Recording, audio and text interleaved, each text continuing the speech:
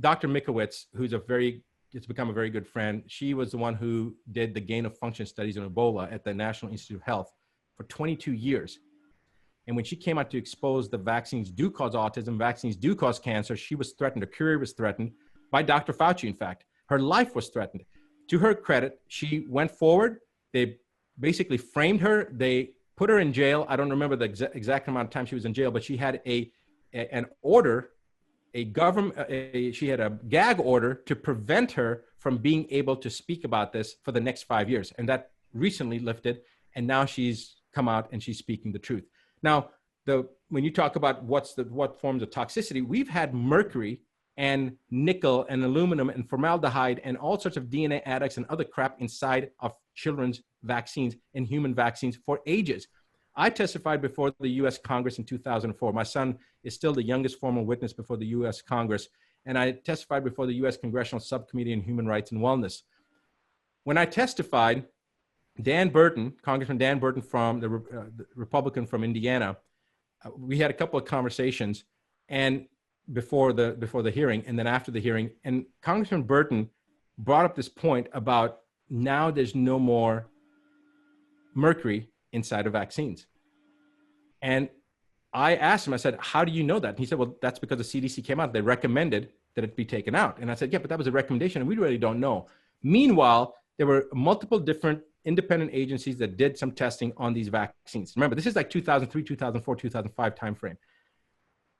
They found that vials of vaccines labeled thimerosal free. First of all, most doctors don't even know what thimerosal is. They'll say, no, there's no mercury in there, and it said thimerosal. So they don't even understand that thimerosal is mercury, is ethyl mercury.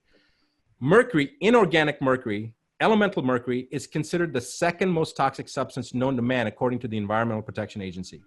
But now you add an ethyl group to it, or a methyl group to it, or a phenyl group. If you have phenyl mercury, you'll be dead within 6 months of being exposed to it. But ethyl mercury, as soon as you add an organic compound to mercury and take it from the inorganic to the organic form, it becomes more assimilable in the body. It assimilates inside the human physiology or in any physiology, in any biological physiology, easier. So now when you take inorganic mercury, add ethyl group to it, making thimerosal, it's 1,000 times more destructive in the body.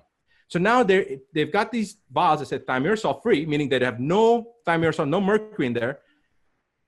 And yet they had thimerosal in there. Now, I'm going to go back even a step further. In 1991, I can show you, if you want, a material safety data sheet from Eli Lilly talking about thimerosal, because they manufactured thimerosal. And the material safety data sheet says, it cautions, known to cause severe neurological implications, including but not limited to mental retardation. And they're using this in all the different vaccines. So they never should have been used, but still being used, right? So now they're making us toxic by putting these things in our vaccines that our children are having and that we're having. So, all right, so we've been built up this toxicity for right. And let me just give you one statistic before I go on. CDC's own data. I'm not making up this data. I'm not talking about somebody else's data. I'm not talking about some obscure agency. I'm talking about the Centers for Disease Control's own data. They estimate 1% of the world's population has autism. The world's population right now, Brian, is 7.7 billion people. 1% is 77 million. We have 77 million children and adults now in the world that have autism.